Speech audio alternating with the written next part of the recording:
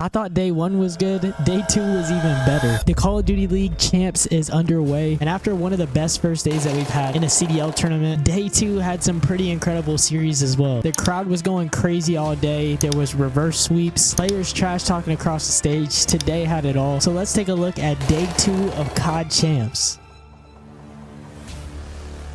Before the day began, we had some more CDL awards. Yesterday we had the all-star teams, and today was the long-awaited MVP and Rookie of the Year selection. And the MVP was pretty obvious. Simp ended up taking it, and he's been having an incredible season. Scrap and Hydra were runners-up for MVP, and then Gwyn from the Carolina Royal Ravens won Rookie of the Year. Some people said Abuza got snubbed, and there was some series where Gwyn single-handedly carried Royal Ravens, so congrats to him. That's pretty fire. But now let's get into the champs matches for day 2. Looking at the schedule, the first match of the day was Seattle Surge versus Miami Heretics in the losers round. So if you lose, you're packing up, going on vacation until the Esports World Cup, well, except for LAG. And Surge started on the 6-star, and we're coming out swinging today. I feel like Abuza probably felt a little disrespected from not winning Rookie of the Year, so him and his team turned up on the first map, winning by over 100 points. Even though Miami Heretics have had struggles this season, they continue to show up when it matters.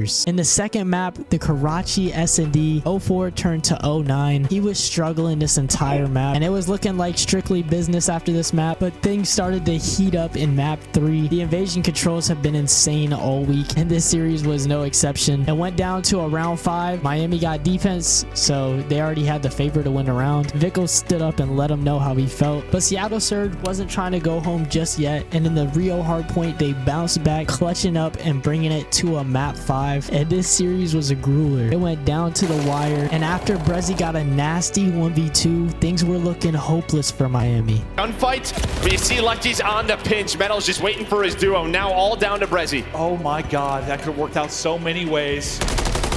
He sees his feet, he gets another! It's Brezzy with the 1v2!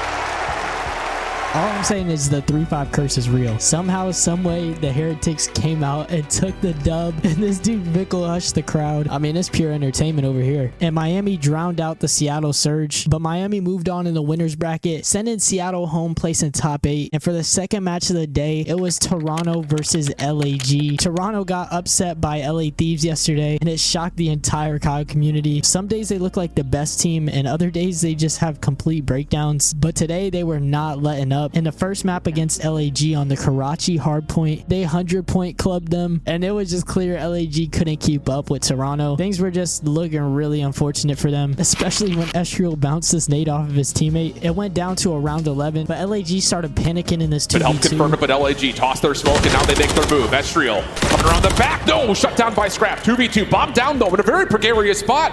LAG have to go, and Ultra are still holding the staircase. It's going to be a double man play. Scrap gets the read. Dynacon comes back, but Flames wasn't there with him.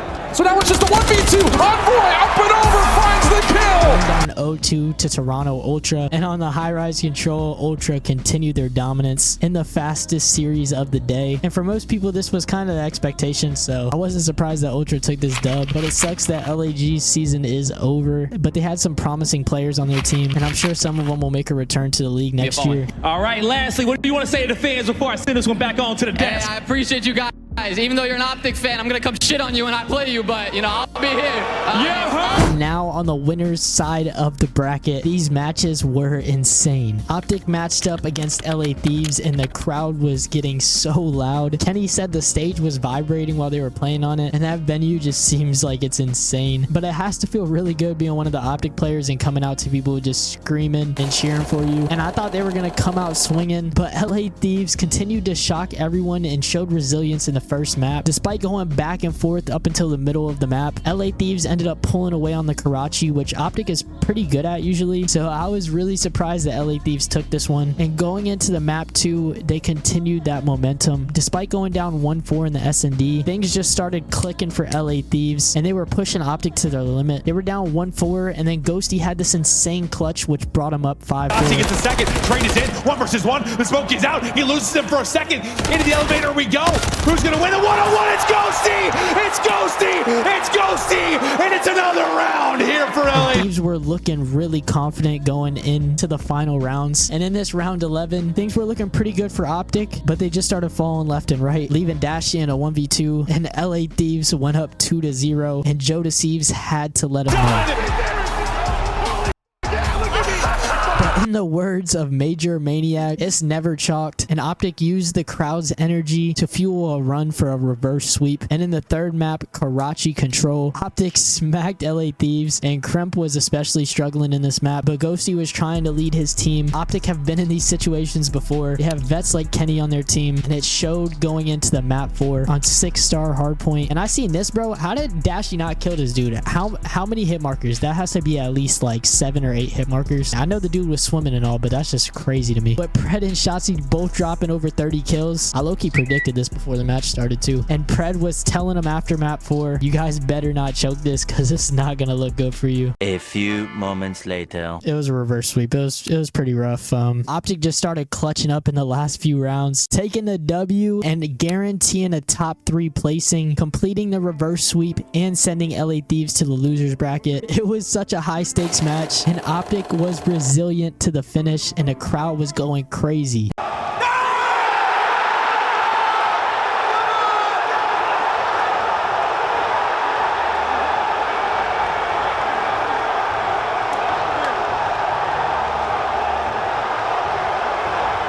And the final series of the day was probably the best one of the day. Yeah, I mean, it was pretty close with the OpTic series. NYSL versus FaZe. And they have a history that goes back pretty far. And they actually just matched up against each other at the Major 4 Grand Finals, but NYSL taking it. And Hydra definitely felt some animosity from not getting the MVP award. And after beating FaZe in the map 1, dropping over 40 kills, he was quick to hop in game chat and let Sim know how he really felt.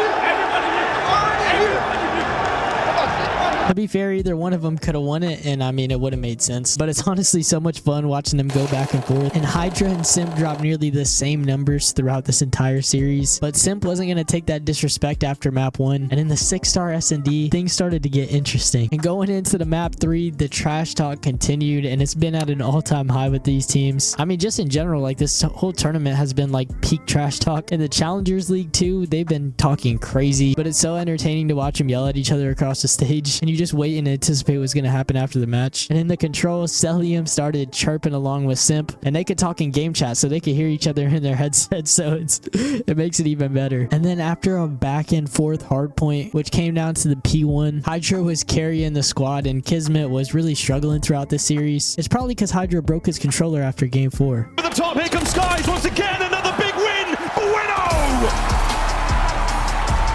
Game 5. Close. And then it came down to the final map. This map showed why Sib was a great pickup for NYSL in the offseason. They wanted somebody to level up from Priesta, and Sib has been getting a lot of criticism this season, but he showed up when it mattered and ultimately contributed to NYSL pulling off a 6-3 dub, sending FaZe to the losers bracket, with Sib carrying the team on the final invasion, going 11-5 with 3 first bloods. FaZe are going to be a problem in the losers bracket tomorrow. Speaking of tomorrow, the schedule for tomorrow after a crazy day 2. To begin the day, we have a banger. The match that I've been waiting for on LAN. Atlanta FaZe versus Toronto Ultra. The Scrap and Draza beef. Their beef is personal at this point, so this match is going to mean a lot to them. And then the second match is LA Thieves versus Miami Heretics, which is also going to be a back and forth match, I think. And then the classic NYSL versus OpTic Texas matchup, following 2 more matches based on how the other matches go. And I mean, every single one of these matches is going to be crazy. It's going to be really fun to watch. I'm really excited for these next 2 days to see how things play out, because this COD, anything can happen. What a great day of COD it was, and that's a wrap on day 2. If you enjoyed this video, feel free to leave a like, comment, and don't forget to subscribe to the channel. I would really appreciate it, and I'll see you guys in the next video. Until then, peace.